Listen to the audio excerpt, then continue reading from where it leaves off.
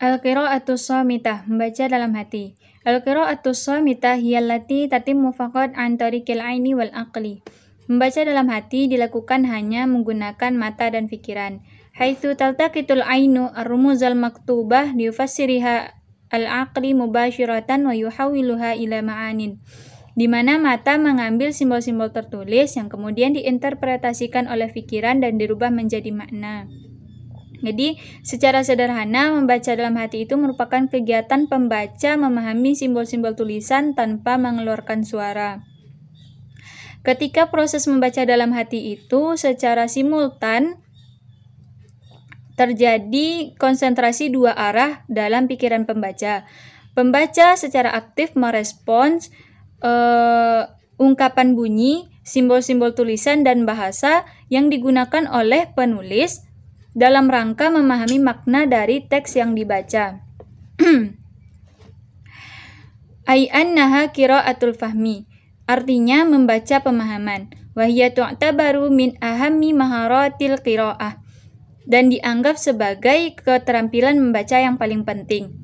Allati yanbaghi iktisabuha fi athna'i dirasatil lughah, yang harus diperoleh selama mempelajari bahasa.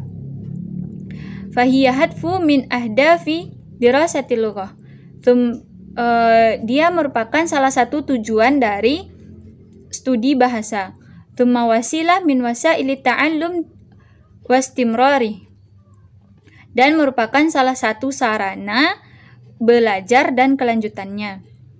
Kama annaha adatun muhimmatun binisbati lit-tullab. Sebagaimana dia juga merupakan sarana yang penting bagi siswa.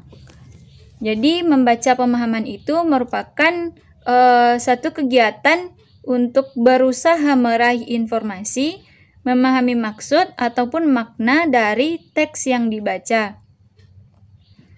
Pemahaman bacaan ini menjadi penting bagi siswa karena ketika siswa dapat memahami apa yang dia baca, maka dia telah berhasil dalam proses membaca itu sendiri. Tetapi ketika dia tidak memahami apa yang dia baca, maka dia gagal dalam proses membaca itu sendiri.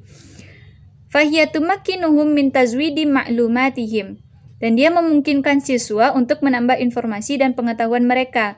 Jadi ketika siswa paham dengan apa yang dia baca, maka akan bertambah informasi atau pengetahuan si siswa tadi. Tapi ketika dia tidak paham dengan apa yang dia baca, maka tidak bertambah ilmu dan pengetahuan siswa tadi. Wa min tatwiri qudratihim at-tahsiliyah, dan untuk mengembangkan kemampuan akademik siswa. Wa min qada'i waqtin faragihim bi tariqatin mumti'atin wa mufidatin, dan merupakan untuk mengisi waktu luang siswa dengan cara yang menyenangkan dan bermanfaat. Misalnya, membaca dalam hati ini akan sangat tepat jika digunakan untuk membaca seperti buku cerita, novel, atau komik. Maka ini akan sangat tepat untuk mengisi waktu luang karena bermanfaat dan menyenangkan.